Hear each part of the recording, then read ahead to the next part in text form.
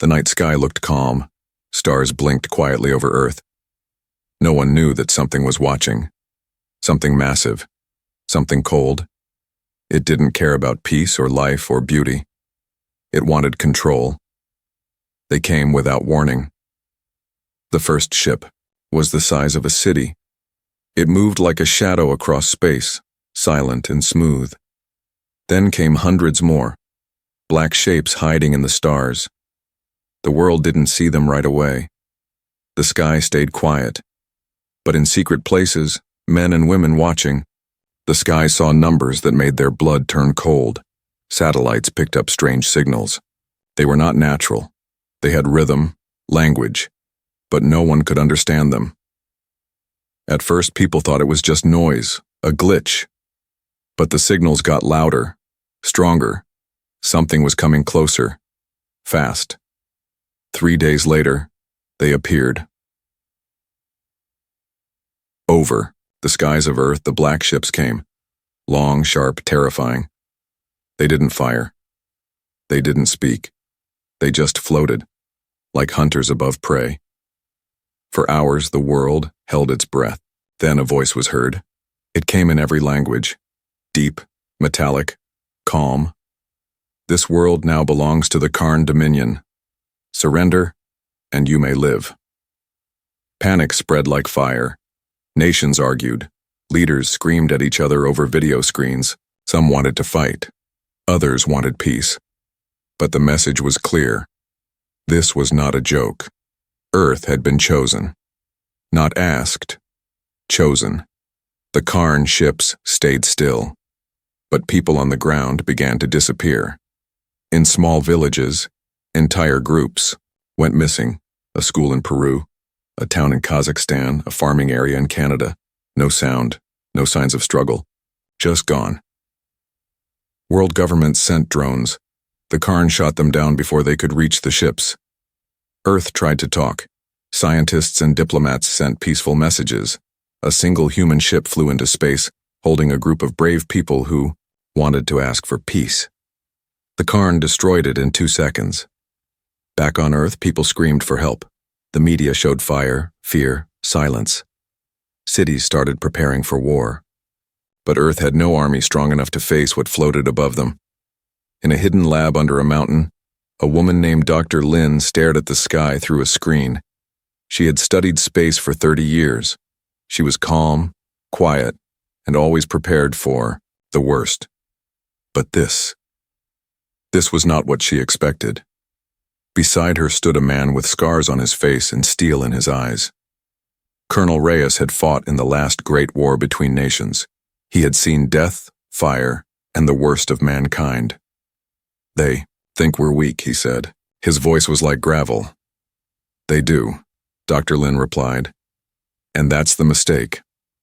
Around the world, the ships began to move. Not fast, not with force. Just slowly, toward major cities. Watching, waiting. The people of Earth still didn't understand what the Karn wanted. Some thought they would just take resources, water, air, minerals. Others believed they would enslave humans. A few still hoped for peace. But those who looked closely, they saw something different. The Karn didn't see humans as enemies. They saw them as nothing, like ants, like insects. That's why they didn't attack. They didn't feel the need. They thought Earth would kneel. In a military base deep in the American desert, soldiers loaded old weapons, tanks, missiles, planes, outdated things. Not enough to stop ships the size of mountains. Colonel Reyes walked through the halls. "You can't fight gods with sticks," one officer said. Reyes said nothing. He only stared at the sky. In space, the Karn ships opened. Not weapons, but transports. Long, smooth crafts filled with tall, armored creatures. No eyes, just hard plates of dark silver. They moved in perfect lines. No talking, no feeling. The first one landed in New York. It hovered above the city. Cameras captured it live. People gathered in the streets. Some pointed, some cried, some ran. The world watched, and still, Earth said nothing. No missiles fired, no soldiers moved. Silence. The alien ship opened. A single Karn walked out, 7 feet tall. It looked around, emotionless. Then it raised one hand. A signal was sent. Around the planet, more transports began to fall. London, Tokyo, Cairo, Delhi, Cape Town, Moscow. Each ship moved like it had no fear. In a control room in China, a general yelled into a phone, "Why haven't we attacked?" No one answered. Dr. Lin watched the screens as the alien stepped onto Earth. She wasn't scared. She was waiting. Colonel Reyes stood beside her, arms crossed. "They don't know us," he said. "No," Lin replied. "They really don't." A message came from one of the transport ships, a video. Short. Inside, the Karn walked through a neighborhood. Empty. Cars still running. Food still on plates. Doors open. No people. Another message. A Karn soldier, standing in a forest looking around. "They are not here," the alien voice said. "This world is abandoned." That was a lie. The people were not gone. They were hiding. Waiting. Reyes looked at Lin. "Project Revenant," he said. Lin nodded. "It's time." Deep under the city, doors opened. Old files were pulled from steel cases. Names that were erased from government records were called men and women who had vanished. Not dead, not missing, hidden. They were not soldiers anymore. They were something else. Trained for one purpose. In the dark corners of the world, in tunnels and shadows, they waited. Weapons in hand. Eyes sharp. Hearts quiet. The Karn had no idea. In a quiet room, a woman cleaned a blade with calm hands. She had no name. Only a number. 42. She whispered. They finally came. The alien ships kept landing, but cities stayed silent. No police, no fire, no screams, just silence. A Kjarn captain stood over an empty street. He turned to his soldier. "They should be afraid. Why are they so quiet?" No answer. Above in the sky, satellites moved, but these were not the ones the Karn destroyed. These were hidden, quiet, cold. Earth's eyes. They came online, one by one. Each one marked every alien ship. The countdown began. Dr. Lin's voice came over a secure channel. They landed too fast. They assumed too much. Reyes spoke next. His voice calm. They thought Earth was soft. That's their mistake. The first strike wasn't loud, it was quiet. A small explosion in the shadow of a building in Paris. No smoke, just a flash. One alien gone. Another in a subway tunnel in Seoul. A trap. One Karn entered. Didn't come out. 10 more. Gone. One by one.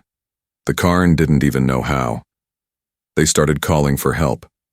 Back in orbit, their ships began to scan for humans, but they saw nothing. The signals were too weak, too strange. Not like other species. Humans didn't fight the way others did. They didn't rush into battle.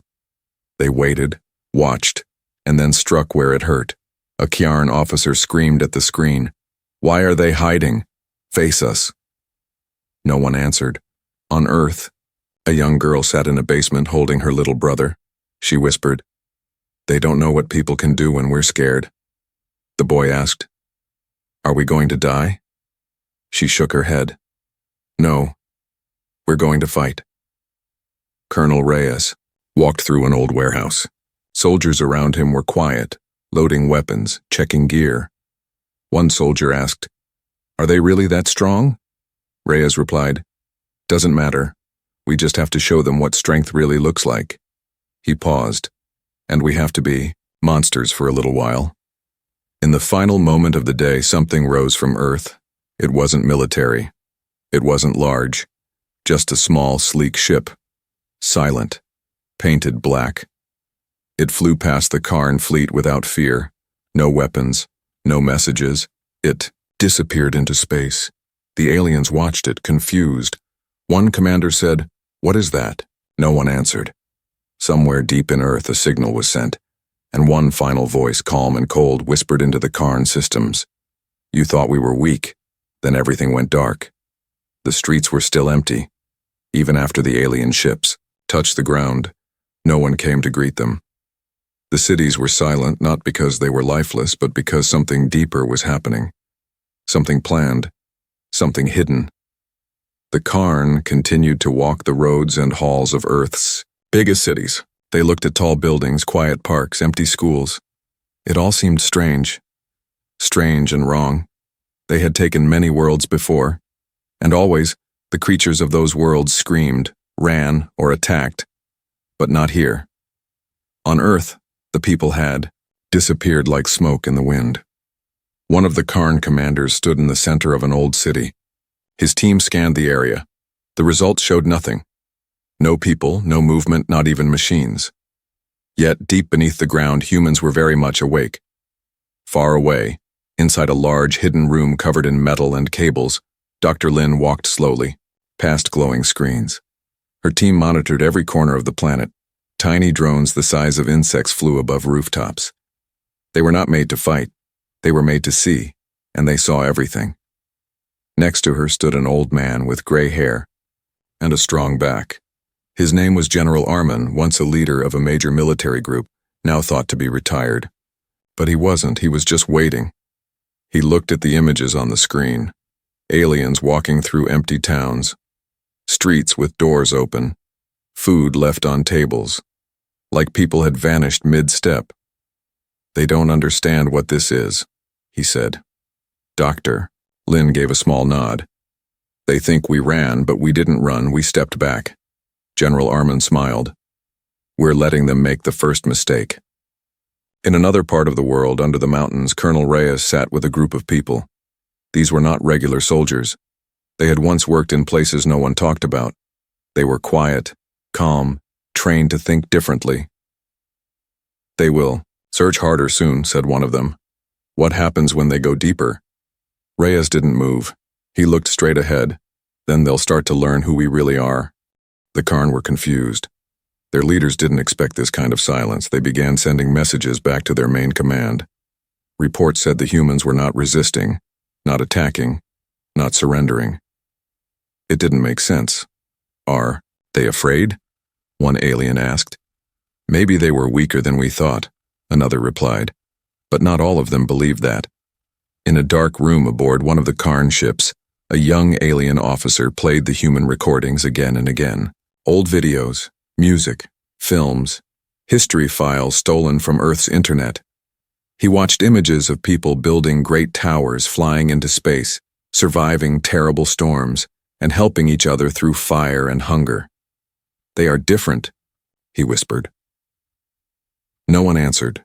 He turned to his screen and began to write a report that would never be read, a warning that would never be believed.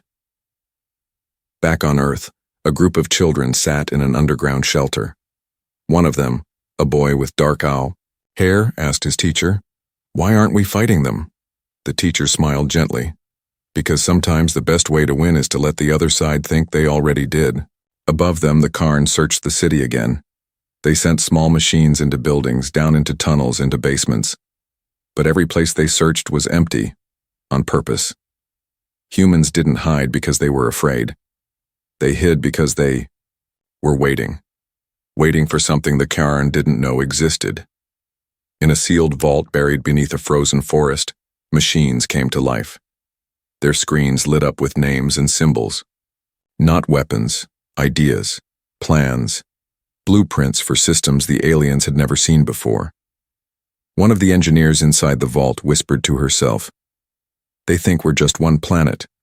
They don't know we're a billion minds, all thinking, all remembering." That was the secret. Humans didn't forget. They had written every war, every pain, every time someone stronger tried to control them, and every time someone had stood up, even if they were afraid, even if they were alone, even if they lost. And now, the whole world was standing together, even if it didn't look like it on the surface. Colonel Reyes checked his watch. 72 hours. They've walked all over Earth for 72 hours. Still no response. Someone behind him asked, "Are we ready?" Reyes didn't smile, but his eyes did. "They think we're hiding, but really, we're preparing." Far above in space, one of Earth's oldest satellites turned slowly. It had been dead for years. Or at least, that's what the world believed. Now it sent a quiet signal. Just a few lines of code. But the message was clear. Begin Phase 2. And, with that, the Karn's quiet control of Earth began to change. Not through fire, not through war, but through something far more dangerous to them, understanding. And patience. The quiet was no longer peaceful. It had become something else. Something heavier. The Karn were used to control. On other planets, their presence brought fear. Creatures bowed, begged, obeyed. But Earth stayed still. The streets remained empty. The people were hidden yet not lost. The cities stood tall, untouched. It was as if Earth had not surrendered, only stepped aside. Inside the orbiting command vessel, High Strategist Thalek stared at the planet through a wide screen. He said nothing, but his eyes shifted slowly, watching cloud patterns, watching movement or the lack of it. He expected chaos. He saw order. He expected weakness. He saw patience. "This is not correct," one of his aides said quietly. "No," Thalek answered. "This planet is hiding something." On Earth, the message sent by the old satellite reached its mark. In a chamber under the ocean floor, a single light blinked. It had not blinked in over 25 years. That was the signal. A voice only, command locked by a secret language only a few people remembered, and now they were remembering. In 12 places around the world, men and women woke from silence. Not all were soldiers. Some were thinkers. Some were builders. Some were ghosts from old systems erased from public memory. But each had one thing in common. They were part of a promise made long ago. If Earth was ever taken, Earth would never be truly lost. In the forests of South America, a woman walked through dense trees. Her movements were slow, precise. She wore no armor, carried no large device. But in her hand was a small object glowing faintly. It was not a weapon. It was a trigger, a signal booster that reached deep underground. She stopped at a stone covered in vines. The surface was flat, smooth, not natural. She pressed her palm to it. Nothing happened at first.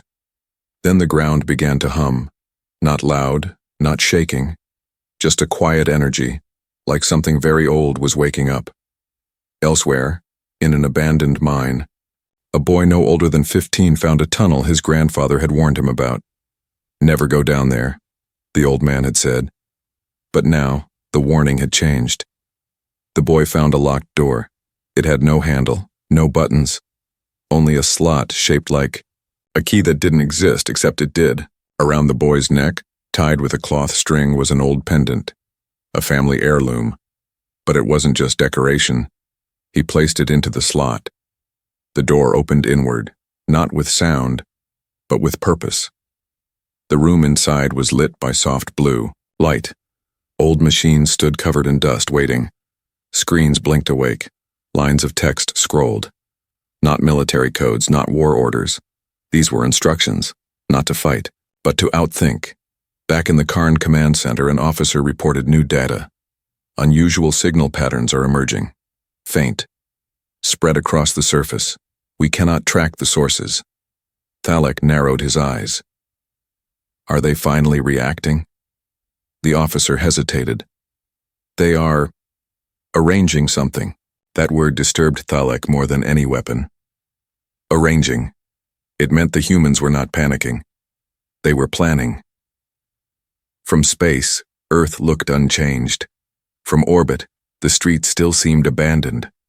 But now, faint electronic pulses passed between hills, under rivers, through tunnels, across broken wires once thought useless. In a control room inside an old hydroelectric dam, a group of teenagers worked on ancient machines with steady hands. They weren't soldiers. They weren't even trained. But they were focused. Each of them had grown up hearing stories about survival, rebuilding, and clever thinking. And now, they were part of it. A voice came through an old speaker. Phase 2 is live. Begin relink, preserve silence, move together. It wasn't an order, it was a reminder. Humanity had stopped shouting. It had begun listening. Colonel Reyes walked through a room where old radios and new AI systems worked together. He looked at a map covered in glowing dots, each one a person, a system, a brain, working in quiet sync. "We're not a single army," he said. "We're a storm of ideas." Dr. Lin stood beside him. "That's what they didn't prepare for. We're not coming at them head on. We're coming from everywhere, all at once." The Karn began to move their soldiers again, but this time, not with confidence. This time they moved with questions. Their scans showed no targets, no bases, no attacks. Just patterns. Strange ones.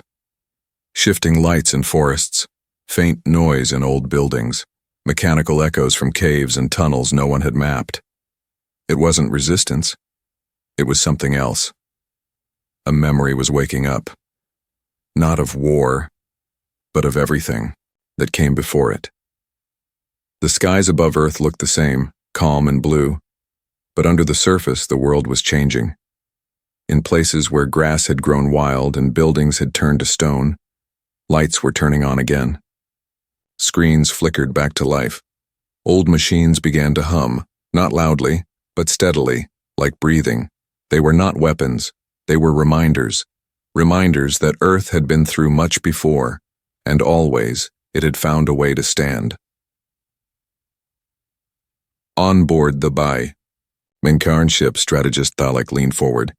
His screen showed no battles, no large armies, but he had seen something far stranger, movement without noise, power without flash. It confused him. "How are they doing this?" he asked. No one had an answer. His advisors offered guesses. Natural energy, low-tech systems, mistakes in their own scanners. But Thalek was not convinced. "They are not weak," he said at last. "They are waiting for something. Something they built long before we arrived." In the mountains of northern Asia, a train track long thought broken came to life. The rails shook gently, not from any modern engine, but from a magnetic system buried deep in the earth, one no outsider had ever seen. It carried no soldiers, no cargo, only one passenger, a woman holding a small metal case and a memory chip, wrapped in cloth. She had no uniform, no title, but her mission was clear. She was part of a network that didn't speak in codes, but in trust. At the same time, beneath the sands of an old desert, a signal moved along copper wires laid decades ago, lines forgotten by satellites hidden beneath layers of dust. The signal reached a power station once believed collapsed. Inside, a man who had lived there alone for 20 years turned a single key. A panel opened in the wall. Inside was not a weapon, but a library, thousands of microchips, each one carrying a single piece of forgotten knowledge, lost energy systems, alternate computing designs, human adaptability records. Things the Karn scanners ignored because they didn't see them as dangerous. But they were more dangerous than any gun. Elsewhere, in a city near the sea, a girl no older than 12 climbed into a locked room her parents had told her never to enter. But the signal had reached them too. They had known this day might come. The girl turned on a device no one had used in 30 years. It took 3 minutes to start. When it did, it spoke just 2 words. Begin flow. Water systems, electrical, grids, satellite relays all began to light up, not in one place but in pieces. Quiet pieces. The Karn watched this with unease. They didn't understand what the humans were doing. There were no direct attacks, no words, just small lights, movement, and old machines waking up as if answering a call from the past. Thalek stood before a new map. His team had traced the strange signals across the surface. "They're not following military lines," one officer said. "They move along old paths, unused ones. Some of them don't even exist in our records." "Of course not," Thalek replied, "because we only studied what they showed us." The humans had allowed themselves to look simple, but they were not in a lab under a frozen lake. A man who had once been part of Earth's space division ran simulations. He had lived in silence for years, but today, the silence had changed. Not broken, shifted. He checked his monitors. The data was clear. "Tew, window is opening," he whispered. "They're beginning to see us." And they were. Across Earth, humans weren't hiding anymore. They were stepping out, not with machines in their hands, but with knowledge. Each part of the system had a role, and each person knew just enough to play it. One man might fix an antenna. Another might open a signal hub. A child might press a button passed down through generations. None of them saw the full picture, but together, they were the picture. The Karn had never faced anything like this. Their power came from control, orders, central commands. But humans worked differently. Their strength came from movement, from pieces falling into place across land, sea, and sky. Not because someone told them to, but because they remembered what it meant to build, to connect, to share. On board the alien ship, Thalek whispered to himself, "This is not war." He was right. It was something older, something deeper. The Earth was not rising in anger. It was rising in unity, and the Karn, for all their planning, were still standing on the surface, while something far greater moved beneath their feet. The signals no longer felt random. They moved with rhythm now, slow, quiet, but unmistakably timed. Earth, which had seemed silent just days ago, was beginning to pulse, not like a single voice, but like a chorus, distant, layered, and steady. In one of Earth's ancient observatories, high in the mountains where clouds brushed the stone, an elderly man in a brown coat opened a rusted hatch. Beneath it, sealed in glass, was an object no larger than his hand. It had not moved in decades. Now it blinked. He smiled to himself. All of them. Waking up. Far above, strategist Thalek stood alone in his viewing chamber. His officers had reported strange findings again. Tiny changes in light patterns, microthermal shifts in city ruins, even sounds, small, quick tones, echoing through abandoned tunnels, but there were no humans in sight. And that made him nervous. He ordered another deep scan. The data came back, the same. No heat signatures, no weapons, no large systems. But the computers displayed another message too, buried deep in the noise, repeating signal detected across multiple continents. Unknown source. He narrowed his eyes. They're not hiding from us, they're talking to each other. On Earth, a meeting was taking place. But it wasn't in a room, and it wasn't with leaders sitting at a table. This meeting was spread across time zones, languages, and generations. It happened through old radios, dusty fiber lines, handwritten codes passed down quietly for years. People who had never met were now part of the same rhythm. In the far north, a young technician activated a forgotten relay station built deep into the rocks. It connected not just devices, but ideas. Across the ocean, another technician, this time a retired satellite engineer, finished restoring a network node hidden in a cargo ship. Lights turned green. Signal steady, from underground bunkers to train tunnels, to old communication hubs. Once considered useless, everything was reconnecting, and none of it looked dangerous. That was the key. The Karn didn't know what they were looking at. To them, these systems were too simple, too human. They didn't glow with power or hum with strength. They whispered, but whispers, when repeated by enough people, could reshape entire worlds. In a forest outside what used to be Berlin, a boy and his grandfather opened a concrete door buried under ivy. Inside was a single chair and a dusty touchscreen. The boy pressed his palm to it. The screen lit up and displayed 4 simple words. Link confirmed. Begin Phase 3. He didn't know what Phase 3 was, but he didn't need to. He just needed to play his part, and he wasn't alone. In the middle of the Pacific, beneath a deep-sea research station, 2 sisters worked in silence. One adjusted a mechanical dial. The other flipped open a rusted panel. It clicked softly. A light turned on, a soft amber glow. It matched another light in the Arctic, and another in the Sahara. and another in the dense cities now sleeping above, invisible tunnels. None of the systems were strong on their own. But together, they made something the Karn had no word for: a network of memory. Earth wasn't reacting like a conquered world. It was responding like a living one. A world that had been through too much to act quickly. A world that remembered failure, yes, but also recovery. The kind of recovery that didn't happen with weapons but with ideas, with plans handed down, not shouted out. The humans weren't launching anything. They were activating. Thalek stared at a growing pattern on his display, dots blinking softly across the globe, not enough to show force, but just enough to suggest direction. The aliens didn't know where it led. The humans did. Each person doing their part had only a piece of the full picture, but they trusted the system. And more than that, they trusted each other. That was something the Karn had never considered, that humans, even scattered, even silent, could still move like a single mind. And now, for the first time, the Karn hesitated. They had all the tools. They had all the scans. But none of them explained what Earth was doing, because Earth wasn't fighting back. It was rising carefully, like a wave that takes time to build, like a song that starts with one quiet note and grows. And at the center of it all, beneath a mountain covered in snow, a machine opened its eyes. Not a machine of destruction, but one that remembered every time humanity had been tested. It didn't speak.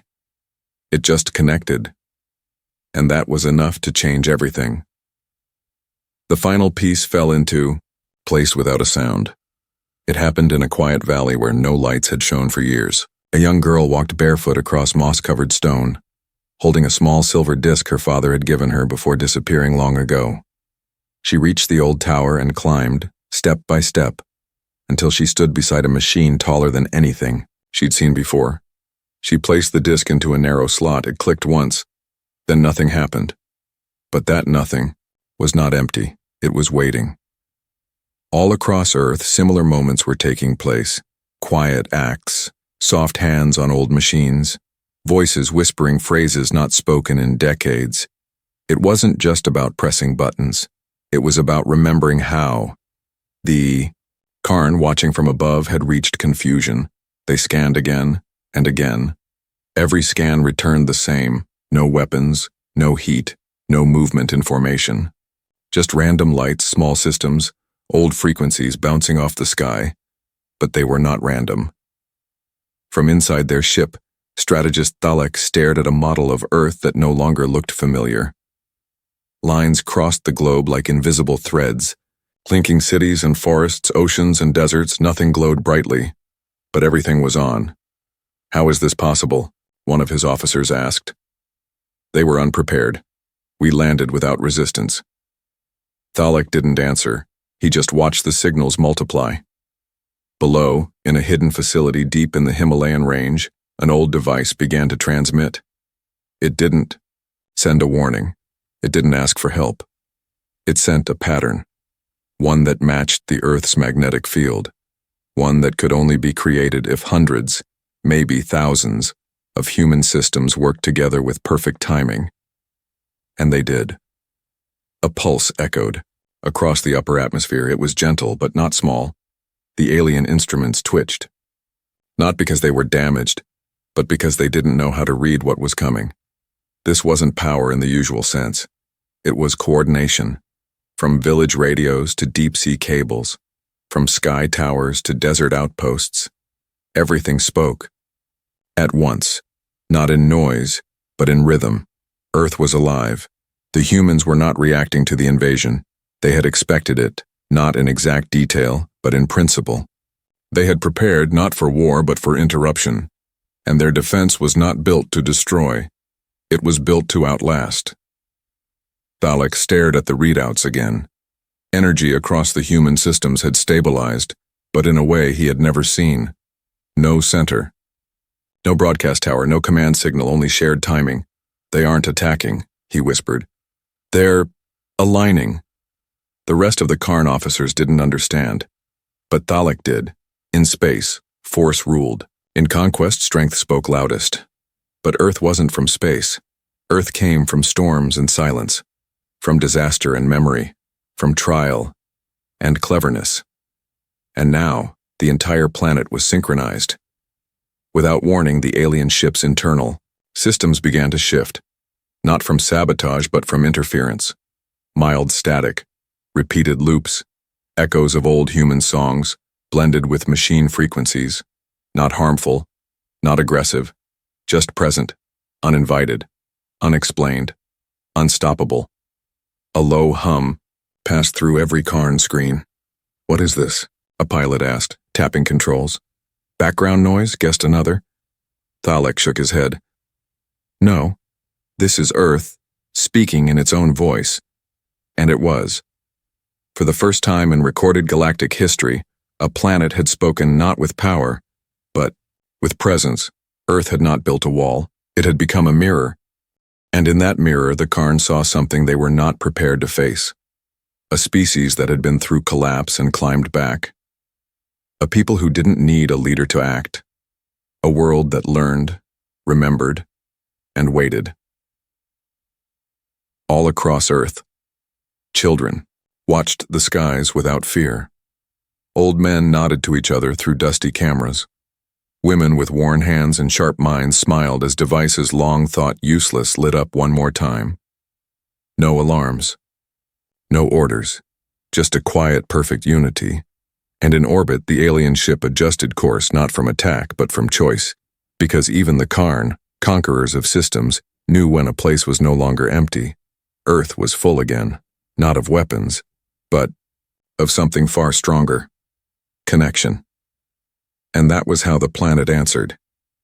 Not with noise, but with understanding. Not with force, but with knowing who they were.